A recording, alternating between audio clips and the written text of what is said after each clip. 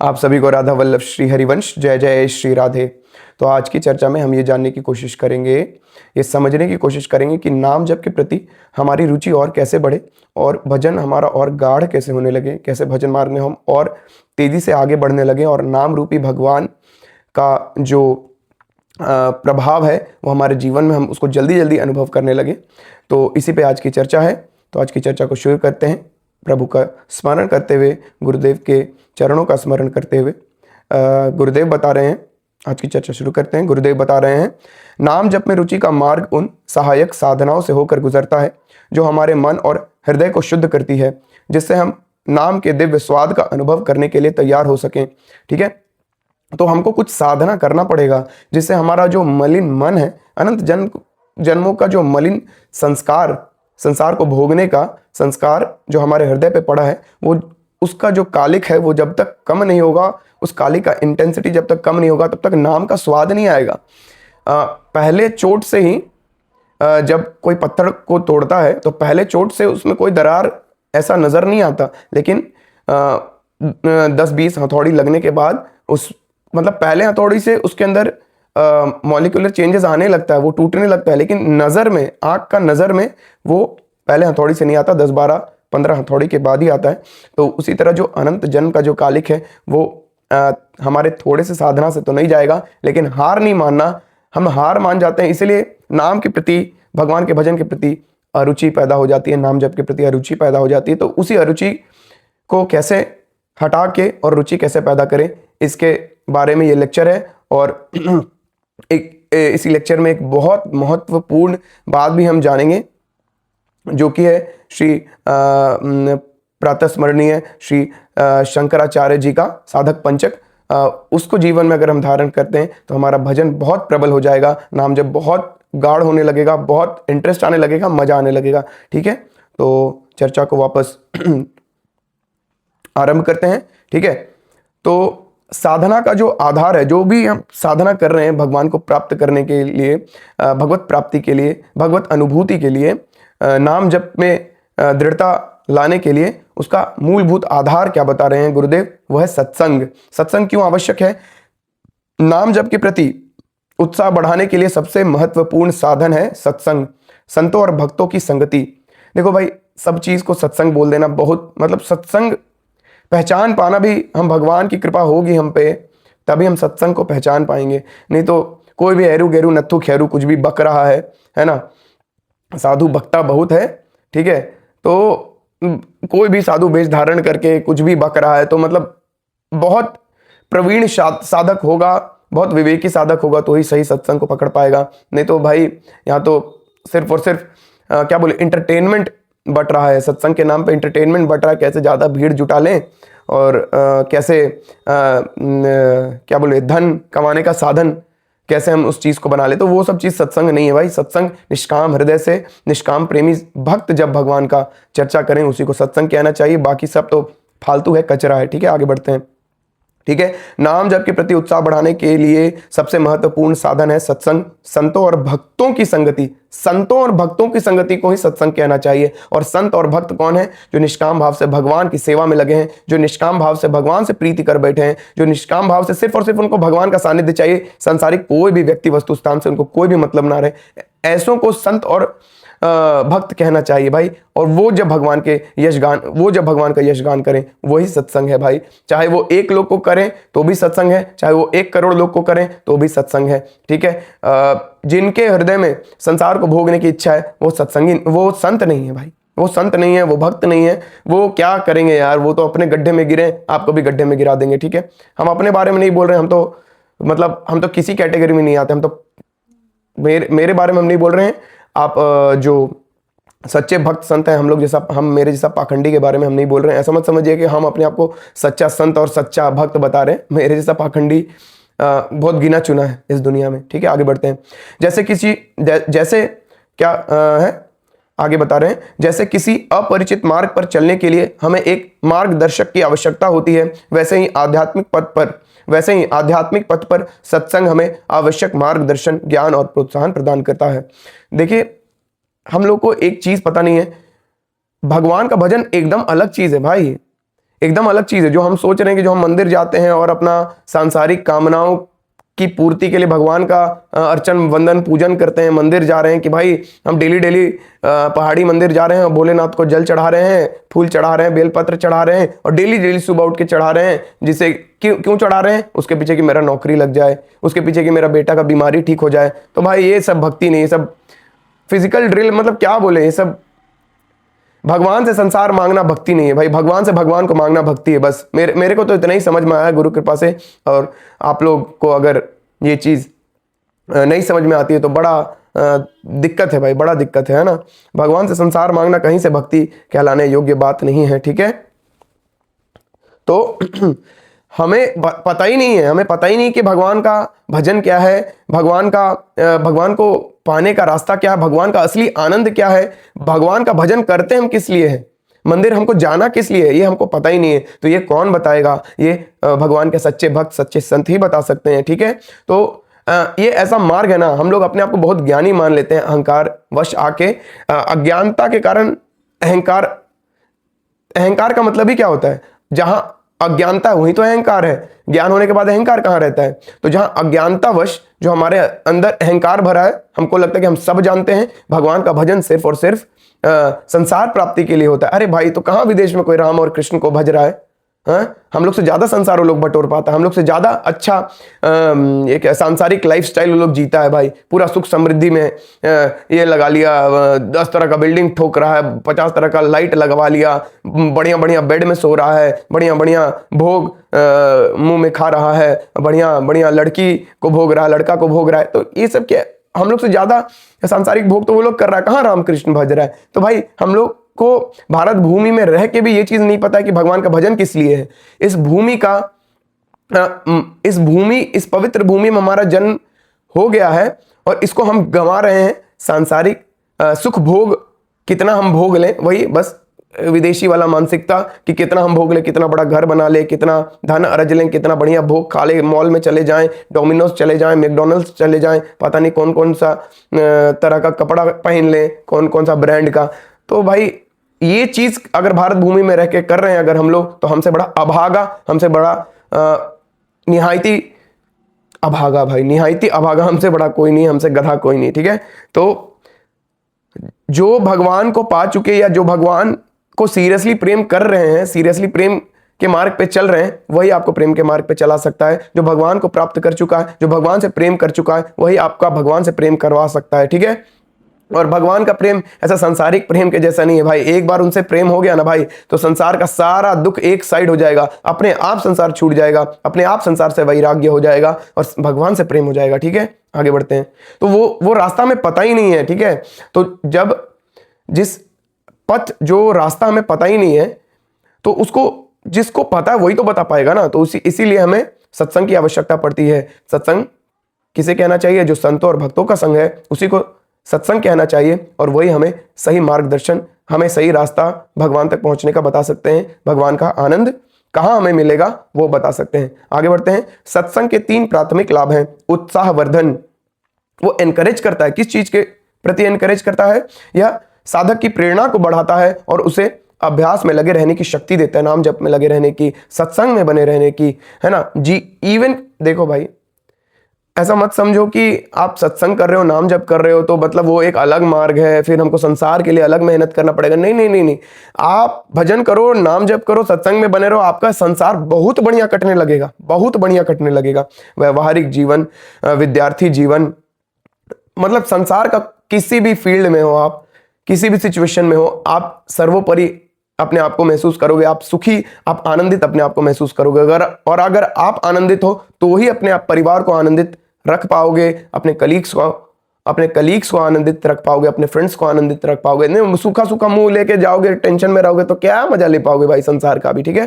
तो सत्संग क्या करता है? पहला, उत्साहवर्धन, यह साधक की प्रेरणा को बढ़ाता है और उसे नित्य नाम जप के अभ्यास में लगे रहने की शक्ति देता है। ज्ञान प्राप्ति, है ना, यह हमें ईश्वर के अद्भुत और करुणामयी लीला चरित्रों का ज्ञान कराता है, जिससे उनके प्रति हमारी श्रद्धा और प्रेम गहरा होता जाता है। जाने बिन नहीं होई प्रतीति, बिनु परतीति होई नहीं प्रीति। जब तक हम सत्संग करेंगे नहीं तो भगवान के उस दिव्य लीला चरित्रों को, भगवान के करुणामयी स्वरूप को, कि भगवान हम पे कितना कृपालु है, भगवान हम पे किस किस वेज में कृपा कर रहे हैं, ये सब पता नहीं चलेगा कि भगवान कितने कृपालु हैं, तो उनसे प्रेम ही नहीं हो पाएगा, प्रेम नहीं हो पाएगा तो फिर हम उनके मार्ग में ज्यादा देर टिक नहीं पाएंगे। ठीक है।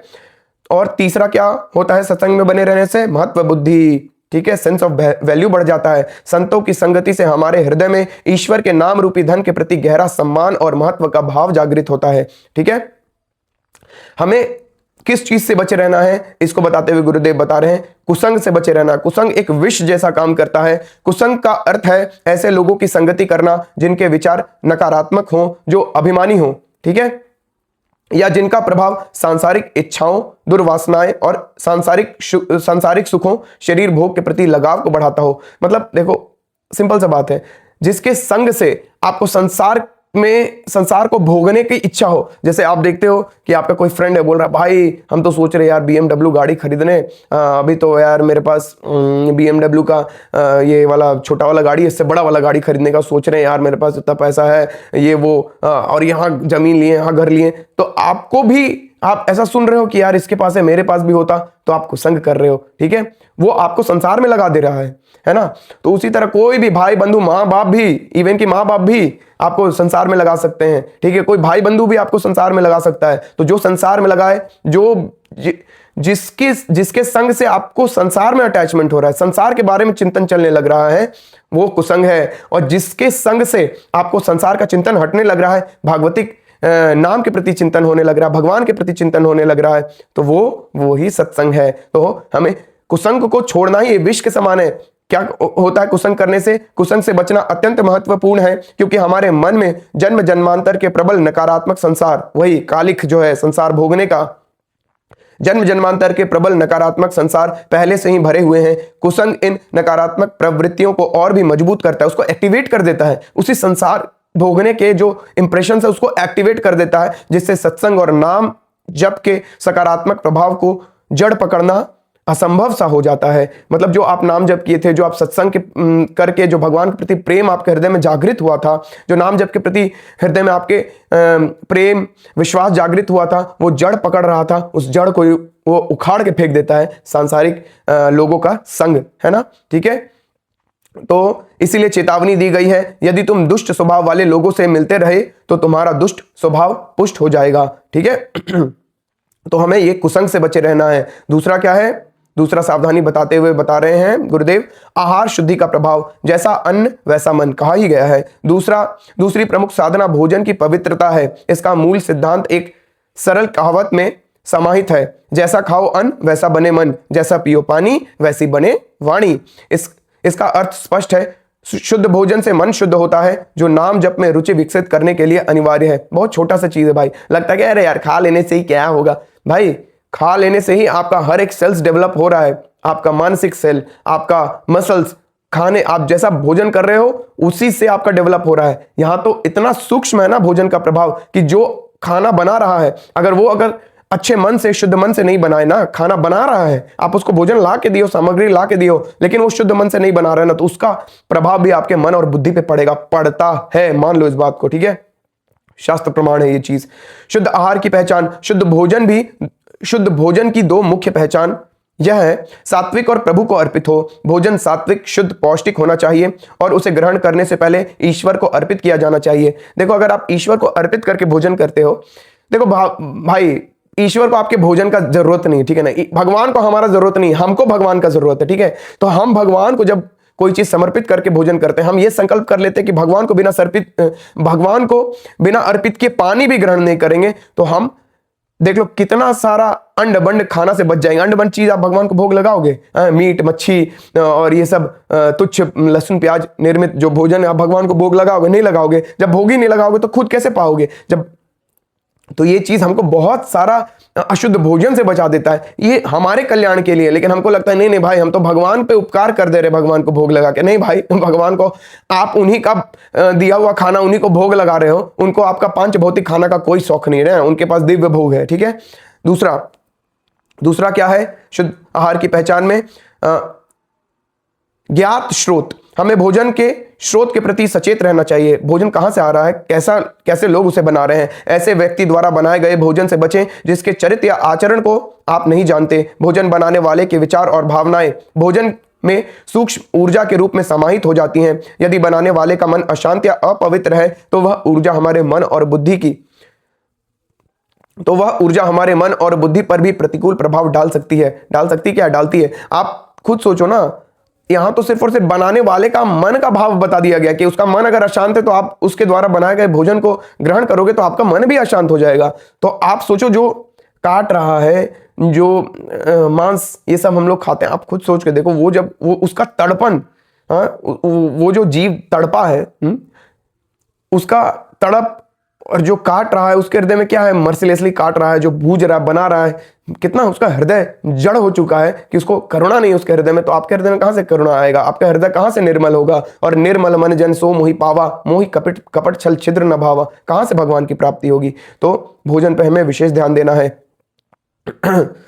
तो अभी बहुत इंपॉर्टेंट ये वाला तीसरा पॉइंट, बहुत इंपॉर्टेंट, ध्यान से सुनिए। एक दैनिक दिनचर्या का निर्माण, साधना के 5 स्तंभ, ये शंकराचार्य जी के साधक पंचक, ये शंकराचार्य जी ने साधक पंचक दे के हमारा बहुत कल्याण किया है। ठीक है, आप इसको सुनिए और इसको अपने जीवन में धारण करके इसका अनुभव खुद करिए। शंकराचार्य जी के साधक पंचक से प्रेरित ये 5 सिद्धांत एक साधक के दैनिक जीवन के लिए एक व्यावहारिक ढांचा प्रदान करते हैं। इन स्तंभों को अपने जीवन में धीरे धीरे स्थापित करने का प्रयास करें और स्वयं देखें कि नाम जप में आपकी रुचि कैसे स्वाभाविक रूप से बढ़ती है। ठीक है, पहला साधक पंचक का पहला पॉइंट क्या है, नित्य स्वाध्याय या श्रवण। प्रतिदिन धर्म ग्रंथों का स्वाध्याय करने की आदत डालें, या यदि आप पढ़ नहीं सकते तो जहां उनका पाठ हो रहा हो वहां श्रद्धा पूर्वक सुने। श्रवण का फल पठन के समान ही है। श्रवण का फल, या कहीं भगवान का गीता पाठ हो रहा हो, भागवतिक चर्चा हो रही हो, वहां जाके बैठे सुने। श्रवण का फल पठन के समान ही है। जब हम नित्य ही ईश्वर की लीला चर्चा सुनते हैं तो हमारे हृदय में उनके चरणों के प्रति स्वाभाविक प्रेम और लगाव उत्पन्न होने लगता है। ठीक है, प्रभाव भाई देखो, भगवान के प्रति, भगवान से अगर प्रेम हो गया ना भाई, जीवन सार्थक हो गया भाई, अपना काम बन गया भाई। उसके बाद हमें क्या बोले, अपना काम बन जाना, कहीं जाना है, हमें मान लो कहीं कुछ काम करने जाना है, हमारे पास 2 घंटे का समय है, वो काम हम 1 घंटे में ही कर लिए, तो 1 घंटा मस्ती मजाक के लिए इस्तेमाल कर सकते हैं ना। उसी तरह ये मानव जीवन भगवान से प्रेम करने के लिए, भगवत प्राप्ति के लिए मिला है। भगवान से प्रेम हो गया, भगवत प्राप्ति हो गया, अपना काम बन गया, उसके बाद मस्त एक साधक के जैसा, एक भगवान के सच्चे प्रेमी के जैसा संसार को और कोई मजा में नहीं भोग पाता है भाई। कहाँ संसार में पड़े दुख भोग रहे मनुष्य, कहाँ से संसार का मजा ले पाएंगे, है ना। संसार का मजा, वो असली मजा वो नहीं ले पाते, भोगों का भी असली मजा वो नहीं ले पाते। ठीक है, आगे बढ़ते हैं। दूसरा पॉइंट क्या है, साधक पंचक का महापुरुषों का संग, यही सत्संग। सक्रिय रूप से संतों और आत्मज्ञानी महापुरुषों की संगति की खोज करें। ऐसी संगति के प्रभाव से हमारे भीतर के विकार मिट जाते हैं, प्रभु प्यारे लगने लगते हैं और संसार के क्षणभंगुर सुखों के प्रति एक स्वस्थ वैराग्य का भाव उत्पन्न हो जाता है। ठीक है, स्वस्थ वैराग्य मतलब वैसा वैराग्य जो कि जबरदस्ती नहीं आ रहा। आप जबरदस्ती, आपसे कोई चीज छुड़वाया जाए ना, 4 दिन छोड़ोगे खुद ब खुद गिर जाओगे। ठीक है, लेकिन अगर नाम जप करते करते, सत्संग करते करते वो चीज स्वाभाविक रूप से, सहज रूप से छूट गया ना, वो समझो कि वो परमानेंट छूटा है। ठीक है, उसी को स्वस्थ वैराग्य कहा जाता है। ठीक है, तो जबरदस्ती नहीं छूटता भाई संसार। मम माया दूरतया, भाई बिना भगवान के भजन के संसार नहीं छूट सकता। और जो सांसारिक चीजों को जबरदस्ती छोड़ के जंगल में भागने का प्रयास करते हैं ना, वो जंगल में भी अपना संसार बना लेते हैं, वहां भी शादी ब्याह करके बस जाते हैं। ठीक है, आगे बढ़ते हैं।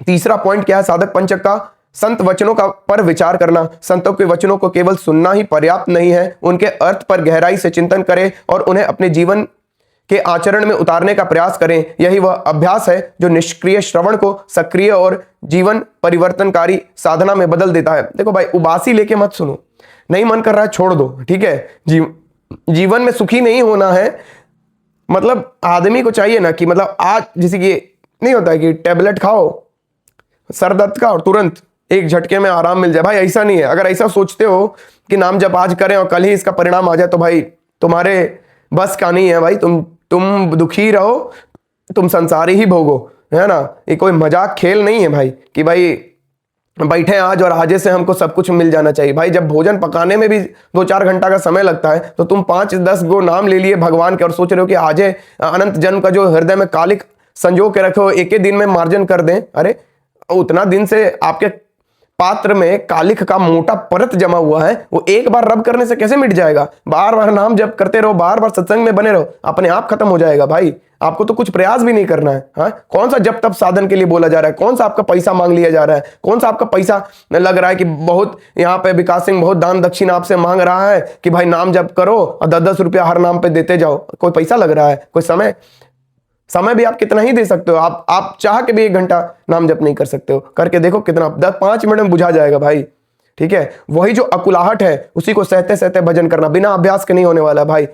भगवान खुद गीता में बोल रहे हैं कि हाँ भाई अर्जुन जब बोल रहा है कि प्रभु मन बड़ा चंचल है, तो भगवान उस चीज को एक्सेप्ट कर रहे हैं भाई। बोल रहे हैं हाँ अर्जुन मन बहुत चंचल है, इसको अभ्यास से ही कंट्रोल में किया जा सकता है। तो यही तो अभ्यास करना है, और क्या अभ्यास करना है। कौन सा आपको ठंडा में खाली बदन भगवान बोल रहे हैं कि बैठो और एक आसन में बैठ के भजन करते रहो मेरा, या हिमालय पर्वत चले जा रहे। नाम जप करना है भाई, किसी भी पोजीशन में करो, सोए सोए करो, बैठे बैठे करो, लेटे लेटे करो, बाथरूम में करो, भगवान के मंदिर में करो, कोई नियम नहीं है। हाँ, और कलयुग केवल नाम आधारा, सुमिर सुमिर नर उतर ही पारा। कलयुग सिर्फ और सिर्फ भगवान का नाम से ही आपका उद्धार हो सकता है कलयुग में। तो इस चीज को थोड़ा सीरियसली लें भाई, मजाक नहीं है भगवान का भजन। ठीक है, चौथा पॉइंट क्या है साधक पंचक का, शुद्ध जीविका। गृहस्थ साधकों के लिए इसका अर्थ है धर्म के मार्ग पर चलकर धन अर्जित करना।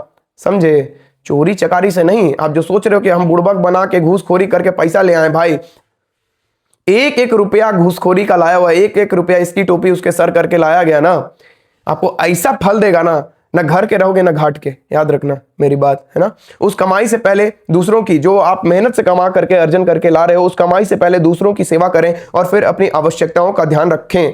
ठीक है, ऐसा नहीं बोला जा रहा है अरे भाई दशांश तो बोला जाता है। 100 रुपया कमा रहे तो 10 रुपया दान कर दो, 10 रुपया किसी की सेवा में लगा दो, या आप इंस्टेंटली नहीं लगा सकते तो 10-10 रुपया, 10,000 कमा रहे हो तो 1,000 रख दो कि भाई कोई जरूरतमंद दिखेगा तो उसका सेवा कर देंगे। वो 1-1 हजार करके जिस दिन 10,000 20,000 जमा हो गया तो किसी के इलाज में लगा दो, किसी असहाय के। तो ऐसे करके करो ना, प्लान करके करो।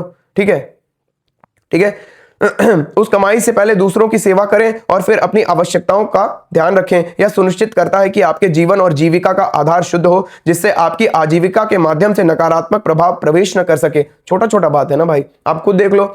घूसखोरी करके कमाने वाला, आप जहां धन के प्रति लोभ लाओगे और लोभ लाए तो आप गलत आचरण से पैसा कमाने लगोगे। जहां गलत आचरण से पैसा कमाने लगोगे तो बस गलती करते चले जाओगे, अशांत होते चले जाओगे, रात का नींद चैन छिन जाएगा और उसी पैसा से आपका जो परिवार पल रहा है उसका बुद्धि दूषित हो जाएगा। लास्ट में आपको उठा के, जब आप चलने फिरने के लायक नहीं रहोगे, आपको उठा के गाड़ी में पैक करके अनाथालय में फेंक देगा बाल बच्चा, कहे कि उसका बुद्धि तो शुद्ध है नहीं। ठीक है, तो और अगर ईमानदारी से थोड़ा पैसा ही लेके आओगे, उससे घर परिवार का पोषण करोगे तो बाल बच्चा का हृदय शुद्ध होगा, मन शुद्ध रहेगा। आपका सेवा तो करेगा ही, आसपास के लोगों का सेवा करेगा, समाज का सेवा करेगा, देश का सेवा करेगा, बड़ा पदवी पाएगा, नाम रोशन करेगा आपका। ठीक है, तो घूसखोरी से पैसा मत लाइए, इसकी टोपी उसके सर करके पैसा मत लाइए। ठीक है, बहुत इसका प्रभाव गंदा है। ठीक है, 5वां पॉइंट साधक पंचक का बता रहे हैं गुरुदेव, एकांत का सुख।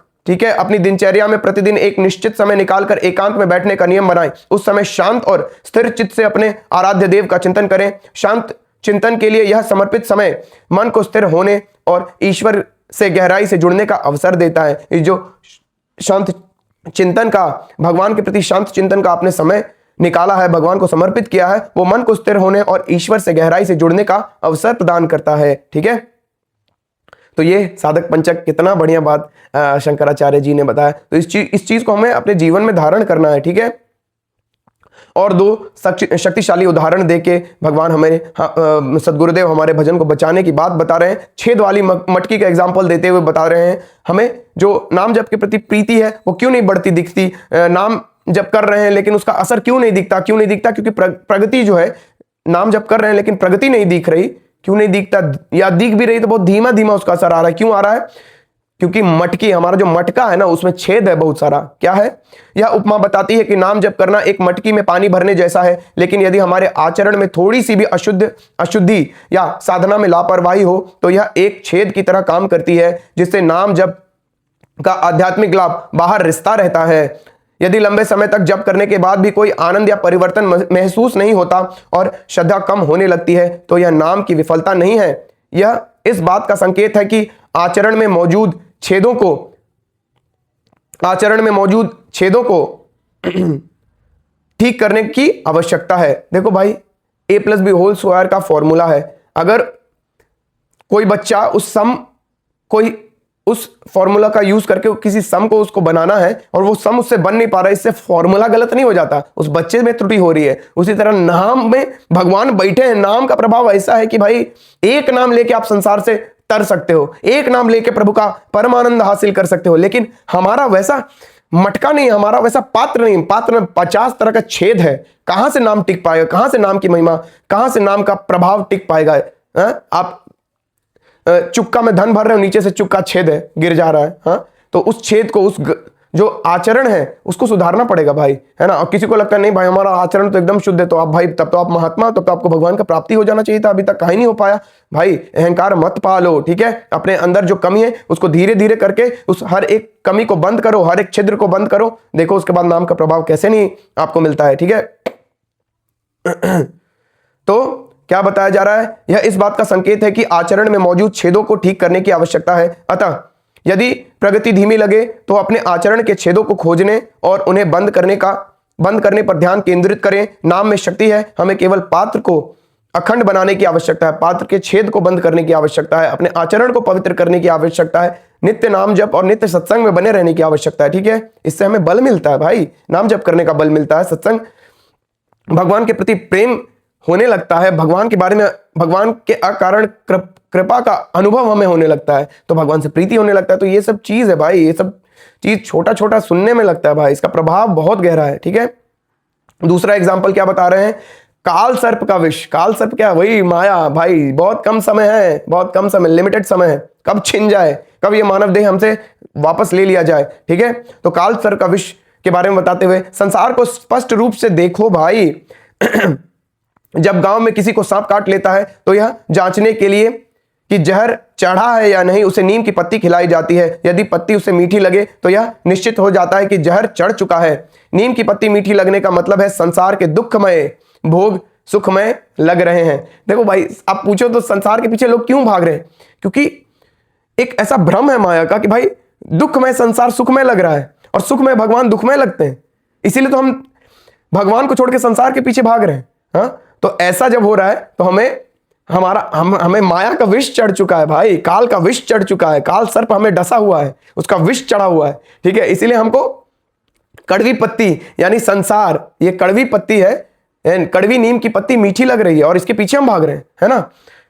तो नीम की पत्ती मीठी लगने का मतलब है संसार के दुख में भोग सुखमय लग रहे हैं, और जहर चढ़ जाने का मतलब है काल रूपी सर्प का विष माया चढ़ गया है। माया हमारे हृदय मन को अपने अधीन किए हुए है, ठीक है। यदि सांसारिक सुख अभी भी आकर्षक लगते हैं, धन कपड़ा मकान, देखो भाई इसके पीछे अगर भाग रहे हो तो बहुत मतलब अभी संसार है अच्छा लग रहा है, संसार है अच्छा लग रहा है, संसार के पीछे भाग रहे हो भी, ठीक है, विष चढ़ा है। तो यदि सांसारिक सुख अभी भी आकर्षक लगते हैं तो इसका मतलब है कि माया का जहर अभी भी प्रबल है। इसका उपाय है नाम या मंत्र का जप करते रहना और सत्संग में बने रहना जब तक कि जहर उतर न जाए और नाम का सच्चा आनंद में स्वाद प्रकट न हो जाए। तो पेशेंस रखो भाई, पेशेंस नहीं है कुछ नहीं हो सकता भाई, कुछ नहीं हो सकता भाई। छोटा छोटा सांसारिक उपलब्धि के लिए भी, कोई छोटा सा नौकरी पाने के लिए भी, कोई छोटा सा संसार में काम करने के लिए भी कितना पापड़ बेलते हैं हम लोग। तो भाई इस चीज के लिए, जिस चीज के लिए हमें मानव देह मिला है, जो इस मनुष्य जीवन का परम लक्ष्य है, जो इसका एकमात्र लक्ष्य भगवान की प्राप्ति करना, उसके लिए इतना नहीं कर पा रहे हम लोग यार। कहाँ क्या कर रहे हैं हम लोग, ठीक है। तो जब तक जहर उतर न जाए इसके लिए हमें क्या करना है? नाम या मंत्र का जप करते रहना है, नाम का जप करते रहना है। मंत्र जब आपको गुरुदेव की कृपा से आपको मिल गया तो आप मंत्र जप भी कर सकते, मंत्र जप ही करिए। और नाम तो कभी मत छोड़िए। नाम तो भाई सुन लिए तो जपना शुरू कर दो, नाम जपना शुरू कर दो, गुरु मिल जाएंगे, भगवान के अकारण कृपा नाम जप आप करने लगे उसी में है, ठीक है। तो नाम या मंत्र जप करते रहना और सत्संग में बने रहना ही इस विष को निकाल देगा, ठीक है। तो इन सिद्धांतों और संभावित बाधाओं को समझकर आगे का मार्ग स्पष्ट और सरल हो जाता है, ठीक है।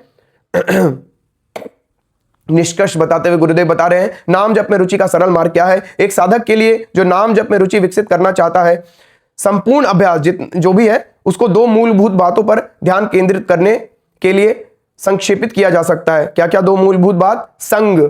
संग, ठीक है। सचेत रूप से अच्छी संगति चुने, सत्संग चुने और बुरी संगति का त्याग करें। भोजन, दूसरा भोजन है, पहला है संग ठीक करें, दूसरा भोजन ठीक करें। अपने भोजन की शुद्धता के प्रति सतर्क रहें। आपको दोनों पॉइंट पीछे एक्सप्लेन किया जा चुका है, उसको बार बार सुनिए, बार बार उसको जितना बार सुनिएगा उतना बार आपके बुद्धि में बैठेगा।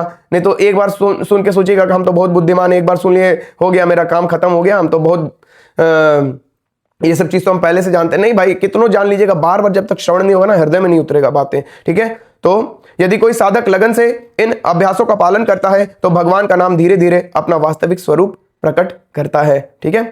तो आप इसी मंगल कामना के साथ कि आप लोग नाम जप करेंगे, नित्य सत्संग में बने रहेंगे। आप लोग से नेक्स्ट वीडियो में मिलेंगे। आप सभी को राधा वल्लभ श्री हरिवंश, जय जय श्री राधे। नाम जप करिए और सत्संग में बने रहिए, ठीक है। आहार शुद्धि पे ध्यान रखिए और सही सत्संग चुनने का भगवान से प्रार्थना करिए कि प्रभु हमको अपने सही सत्संग को सही सत्संगी जन से मिलवाएं। गुरुदेव मतलब अगर किन्हीं को गुरु नहीं मिले, उनके जीवन में गुरु का आगमन नहीं हुआ, तो भगवान से प्रार्थना जरूर करें, ठीक है, इस चीज के लिए। राधे राधे।